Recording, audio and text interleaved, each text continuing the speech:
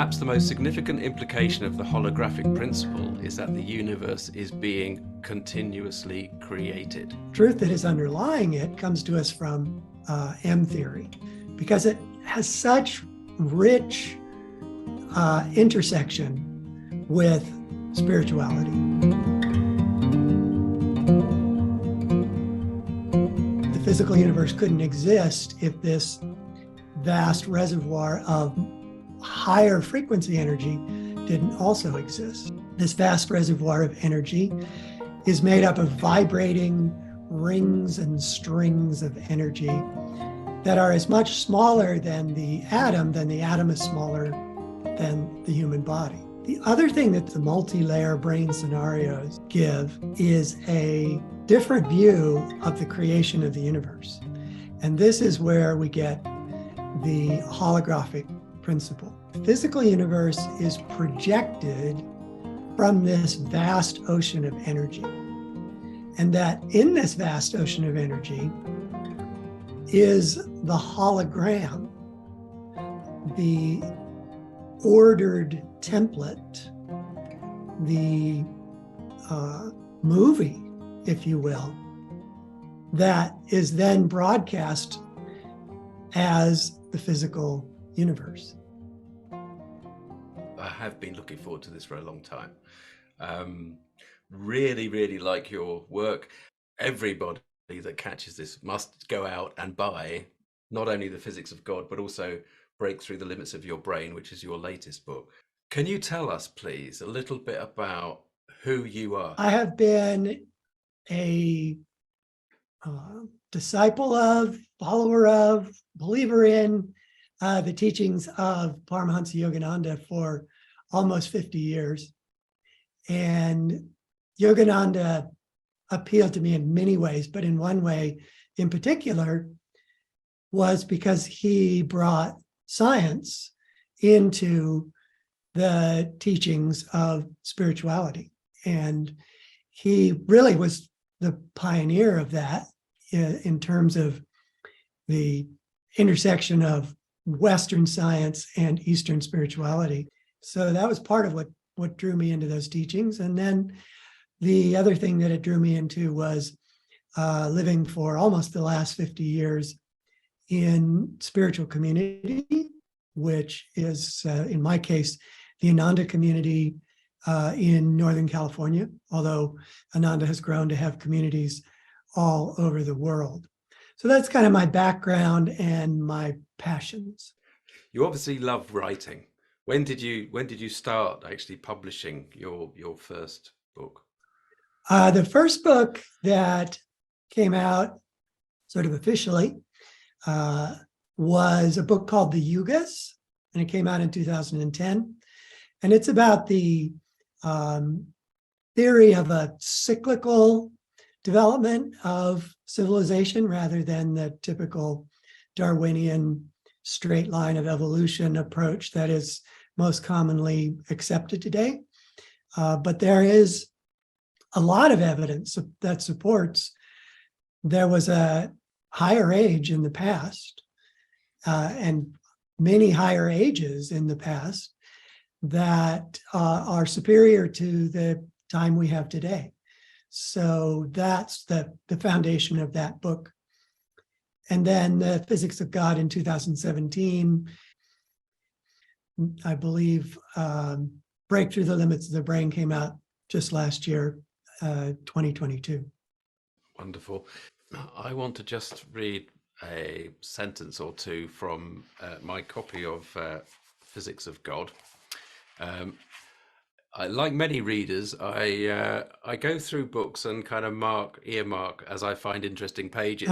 And what I realized was that actually I really wanted to earmark turn down the corner of every page, quite frankly. And then I got to page 83, which I ended up not only turning down the corner of, but also turning down the whole edge of it and turning down the bottom corner, because I had thought this is the crux of, as far as I'm concerned, absolutely everything. Now, you might not necessarily agree with that, but I'd like to talk about around this concept. Mm-hmm. It means that we'll have to go back and talk about the holographic principle, but you write wonderfully. Perhaps the most significant implication of the holographic principle is that the universe is being continuously created, in italics. I'm going to say that again. It's just that one sentence. Perhaps the most significant implication of the holographic principle is that the universe is being continuously created. That sentence is one of the fundamental shifts of awareness for people when they realize the big difference between that statement and the way that we traditionally think of the earth as being a static, this environment, in fact, I won't say the earth, this environment in which we live as being a static thing that has been here forever, quote unquote. That's a massive shift. Are you able to kind of talk a little bit about the way that you see that, that sentence that I read out, in terms of how that applies to people on a day-to-day basis, if that makes sense? Well, first, let me completely agree with you that that is an extremely significant difference in the way most people see and envision and conceive of the world around them. That the most common vision of how the world works is that it was created in the Big Bang 13 billion years ago. And once it was created, it kind of just began to run, almost like if you wind up a clock and let it run, and it just goes and it follows laws that are built into it. And those laws make the material universe unfold in a particular way, which eventually led to a planet like the Earth. And then on the planet, life began, and that too unfolded to all sorts of laws until we got to where we are today. And that we're just perpetually unfolding from this moment of creation that happened once, billions and billions of years ago. And there is still a truth to that, but there is another level of truth underlying it. And the truth that is underlying it comes to us from M theory. M theory is my favorite theory of physics to explain, because it has such rich intersection with spirituality, more so than any other discipline within physics that I am aware of. So M theory, to give it an overview, so it makes more sense to come back to continuous creation. M theory is a string theory. And what it has in common with other string theories is the notion that there is a vast amount of energy present in reality that is invisible to current scientific instruments. And yet that vast amount of energy is the foundation of the physical universe. That the physical universe couldn't exist if this vast reservoir of higher frequency energy didn't also exist. So string theory explores what that vast reservoir of energy is in various ways. One of the common connections is that this vast reservoir of energy is made up of vibrating rings and strings of energy that are as much smaller than the atom is smaller than the human body. So it's incredibly fine level of vibration. And it also goes to one of the core differences between relativity and quantum physics. Quantum physics needs for there to be more energy than can be measured within the physical universe. Relativity is happy with the amount of energy that can be measured in the physical universe. All its laws and the laws of gravity all work well with the amount of energy that can be measured with current scientific instruments. But quantum physics requires massive amounts of energy in order for its equations to make sense.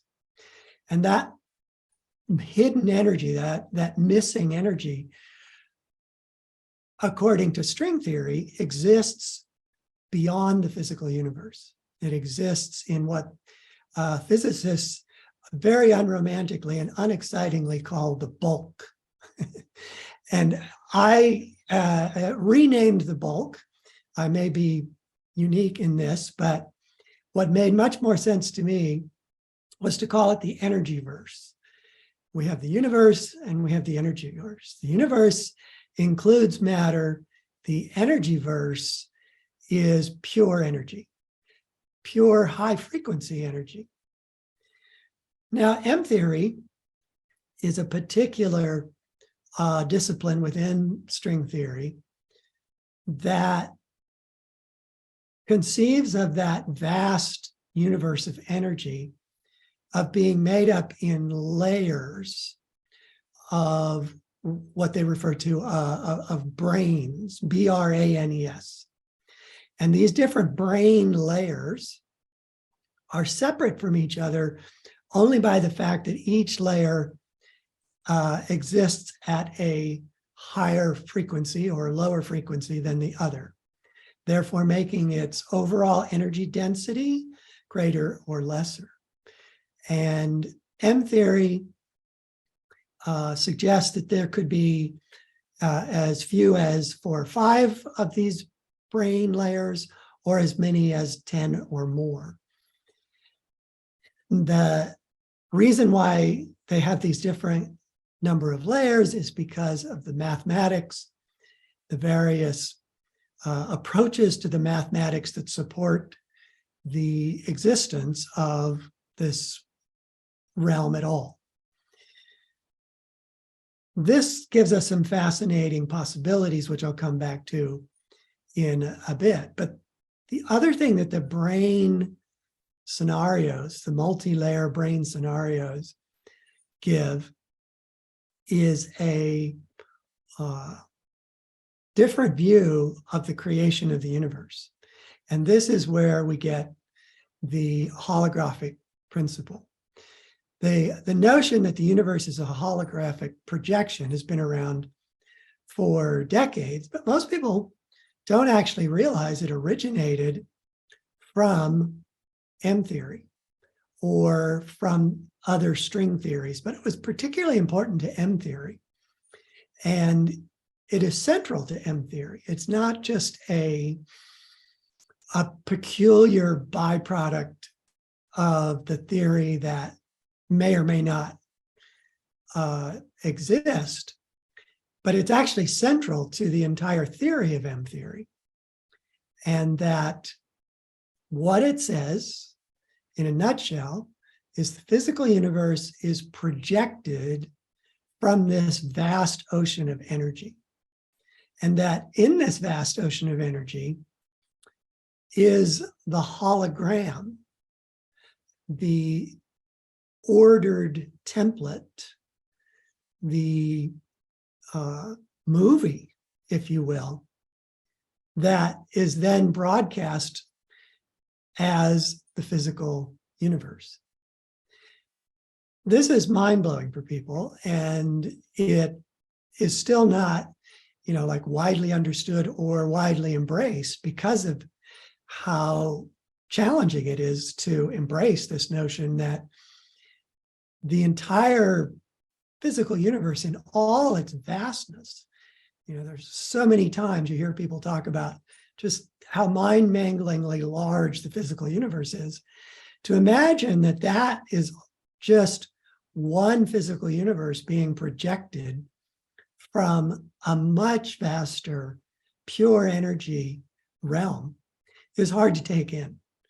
But it does several things, one of which is, as you point out, it suggests fundamentally that our physical universe is continuously created.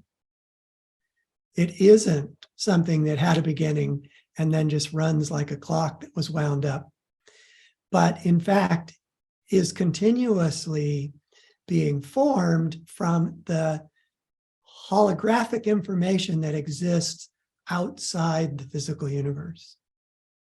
So this lays the groundwork for many things, one of which is that the intelligent order of the hologram that forms our physical universe is divine intelligence, higher intelligence.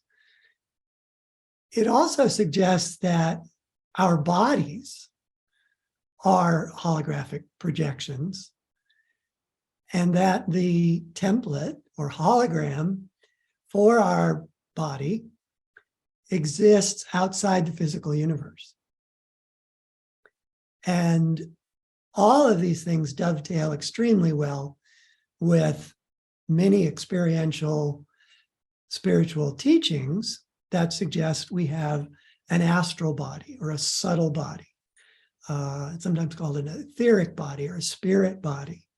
But this whole idea that we have a interpenetrating, interconnected other body that is more subtle and yet is more primary to the existence of the physical body is essential to things like how we heal, how it's possible that our thoughts and our feelings can profoundly affect the physical body, which if you just look at the physical body with none of this connection to anything more subtle or anything more energetic, it's the body as a physical, purely physical entity gives no possibility for subtle healing. It gives no real possibility that emotions could be any more than just a glancing effect on the physical body. It gives no possibility that thoughts could have any thing other than a glancing influence on the physical body. That the physical body is just this thing and that it's made up of molecules and atoms that have been studied by medicine today don't change very fast. They don't change much at all. But when you add in the subtle body, when you add in an astral body, which is, the same thing, subtle, astral, etheric, spirit, there I'm referring to in all of those, the same notion, then it opens up the possibility that if the subtle body changes, the physical body changes automatically. It is the template that is projecting the holographic projection that is our body, so our physical body. So if that hologram changes, the physical body changes instantaneously. And this can explain many of the disciplines of what is generally lumped together as alternative healing. It can explain why the work you do works. It can explain homeopathy. It can explain acupuncture. All of the alternative healing modalities that can't be explained by today's medical science can be explained when you add in this dimension that M theory gives to reality. It also opens up a huge door of understanding to why there can be life after death. So our astral body existing and creating our physical body suggests that our astral body has an existence that continues when the physical body dies. And in these different brain realms of the M theory's view of this vast, purely energetic realm, we could exist after death. And in fact, it dovetails very well with many, many conceptions coming to us from religions or from experiential spirituality of there being heavens, and that the heavens are multi-layered. They exist not just in one monolithic realm, but that there are higher and lower heavens. In Christianity, there's the highest heavens, there's the third heaven, there's the first heaven. In Buddhism, there are 15 and 20 heavens. In Hinduism, we have 7 heavens. All of these, if not dovetail exactly, they certainly are congruent with M theory's notion of multiple brain layers, each of which being at a higher energy density than the one before it. So M theory gives us a location for the heavens. It gives us the notion of an astral body, which gives us the possibility of life after death. It gives us the possibility of reincarnation. So it again, is speaking personally, the most amazing intersection with experiential spiritual traditions and physics, science in general. Wonderful. Absolutely wonderful. I actually had a question here that was phrased as, what's your favorite aspect of all that you have learned? And you started that with, your favorite aspect is M theory, which I thought was rather lovely. Superb description. And what I really, really love, and what I really want to emphasize for those people watching, is that how well you actually verbalize, not only verbalize in speaking, but in your books, the way that you illustrate, the way that you put across very complex ideas, like you've just described, about the energy verse literally intermixing with our realm, the way that you describe it in the physics of God, it's very, very simple. It's very understandable. It's really easy to grasp. And you knock down all of these incredibly complex notions with some fantastically simple kind of concepts that is like, yes, of course, that's a brilliant way to describe it. So I really liked that about the book, and that's partly why I really am keen that everybody that's watching this goes out and buys a copy. Just thought I'd reiterate that again. Do you think, one of the things you said there was one universe projected from the energy verse? That's the way that we see our existence in the physical realm. Do you think that there is any science anywhere that even hints at the possibility of the fact that we might individually, uniquely inhabit one universe each? Now, you probably haven't heard that as a question before. Do you understand what I'm getting at? Yeah, well, it kind of connects to the thought that we create our own reality, and that what we experience, like right now, I'm in a room and there's no one else in it. And according to basic quantum physics, this room doesn't exist unless I'm observing it, which is hard to take in if that's a new thought to you. So, I mean, not to you or to any of your listeners and viewers, but it is, again, just as the holographic principle is fundamental to M theory, this notion that the physical world doesn't take form unless it's observed is fundamental to quantum physics.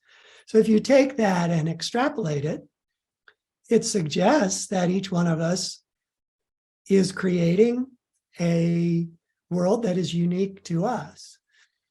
Now, does it have to extend to the notion that each one of us is creating their own universe? I'm not sure it needs to. It also, I don't know, tends to go against what I think is the fundamental nature of each one of us, that we have free will. So I'm not sure I can get you to manifest in my universe just because you existed in some other universe that I might have, budded off of and created my own unique one. So I tend to think we share a universe, but that, or we share a reality, whether it, I don't want to even limit it to one universe. We share a reality, but that each one of us plays a role in our co-creation of that reality. Right. So really, yeah, it's pulling it. I suppose it is pulling at that we create our own reality thread, and maybe I've taken it to as well. Certainly, I wasn't aware of any science as such that supported my thinking along that route, but absolutely, the way that I feel. And interestingly, okay, sorry, I've got several questions that I actually want to ask you and run by you. But so one of the things that you said there was that if we're sharing an experience, then clearly there could be some input from my reality into yours. And again, where do we kind of sort of come into what I'm trying to get to, which is, we can either go into this fairly low level, which is say, okay, yes, well, we're co-creating the reality. We're sharing a reality right now, obviously the two of us and whoever is later watching the recording.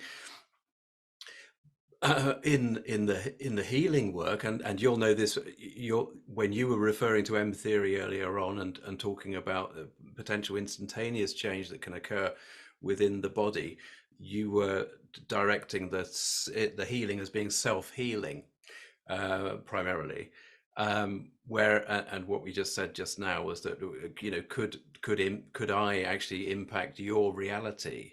But in a way, that's what remote healing is, isn't it? Is a person acting as a point of reference for the powers from the energy verse that can affect your reality. Do you see what I mean? So, so if I'm just bear with me a sec. So in that sense, there is an exchange. There's a constant flow, isn't there, between us sharing realities. And in fact, yes, you're right to say, let's not use the word universe in that kind of conversation, because it actually is just the experience of the reality that we're having moment by moment, which is a completely different thing again for people to get their heads around, which is that actually you just do away with the idea of the physical being at all stationary in the sense of it is unchanging, which again comes back to that classic sentence that we started the conversation with. Let me bring it back to something that you'll be maybe perhaps a little bit more comfortable, and unless you have any thoughts on my meanderings of that last couple of minutes. Well, there was one point that I wanted to make, and I'm going to correct a misconception that people tend to have and admit to almost always having the same misconception myself, even though I know it's, a misconception. It's very easy to think of this astral body as being somewhere else. We've talked about this vast energy realm from which the universe is projected.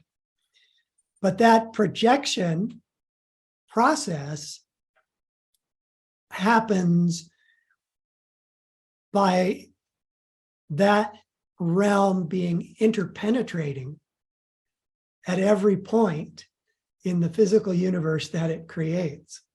So our astral bodies, our energy bodies, interpenetrate our physical bodies at every point as well. And the reason why it's so easy to just kind of misvisualize that, I guess is a better way to say it rather than misconceive it, is that we're so used to things having to occupy space. So if we have one body that is a physical body, and yet we have this other body, how can it possibly be anywhere but somewhere else? But in reality, our astral body is as much with us in the moment and present exactly where we are as the physical body is. And that is hard for our minds to grasp. So the reason why I wanted to bring that up is just so that to kind of connect what you were saying, that if you as a healer affect my astral body from your astral body, then my physical body is instantaneously changed. And whether it's you affecting me and causing that change, or from within myself affecting that change, the principle is the same, that it is astral first, and then it manifests as the physical.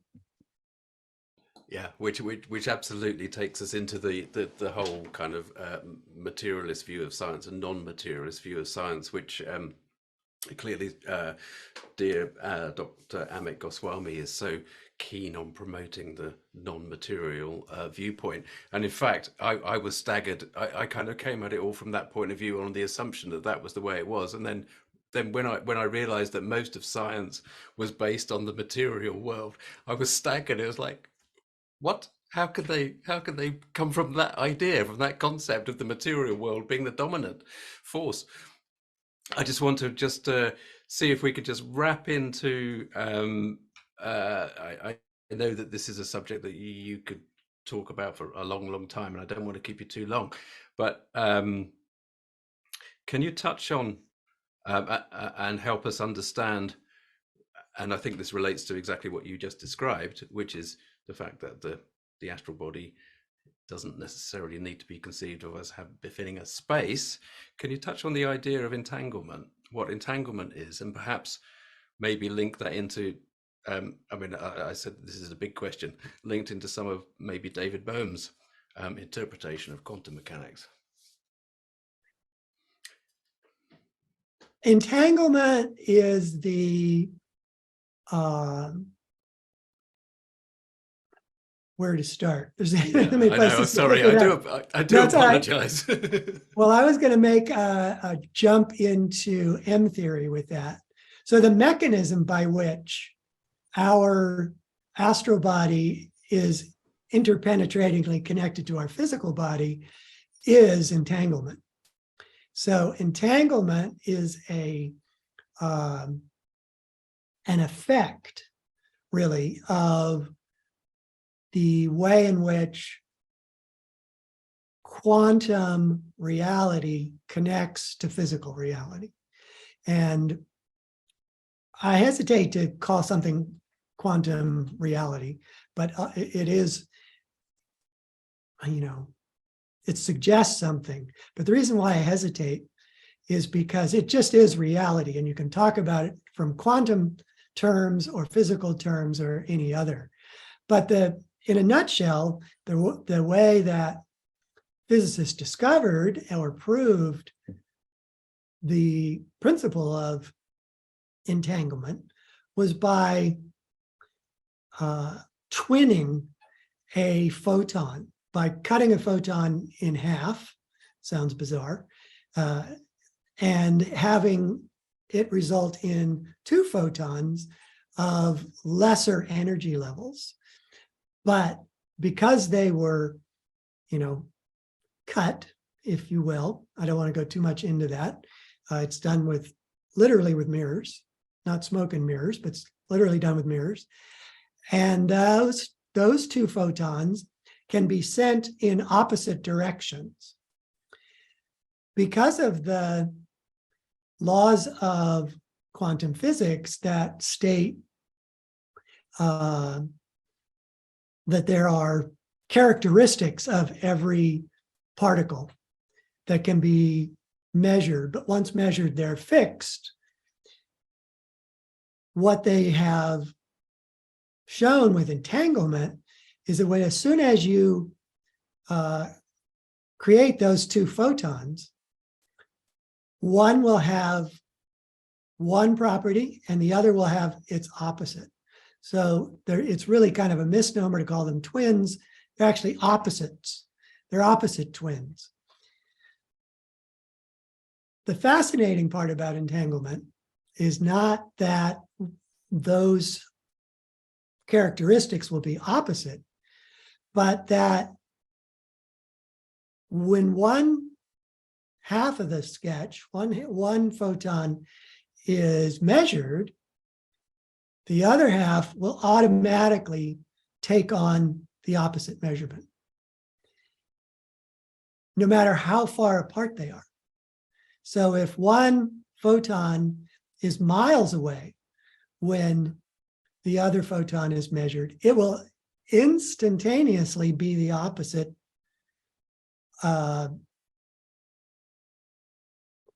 type of quality. And this appears to defy the speed of light. So the speed of light would take a little bit of time. It's not much time, but it would take a little bit of time to travel those miles. But in experiments in entanglement, the other particle takes on its qualities basically instantaneously, faster than the speed of light. And that theoretically, you could send those two photons to opposite sides of the galaxy or the opposite sides of the universe, and they would still take on their quality instantaneously. So in order to get around this problem of it seeming to send information from one photon to the other faster than the speed of light, what quantum physics has realized is that there is this other reality. It's the reality we talked about in string theory. It's a reality that it's often referred to as non-locality, that it is a reality that behaves differently than the reality in which we exist in our physical universe. And that until one of the photons is observed, it exists completely in this non-local reality.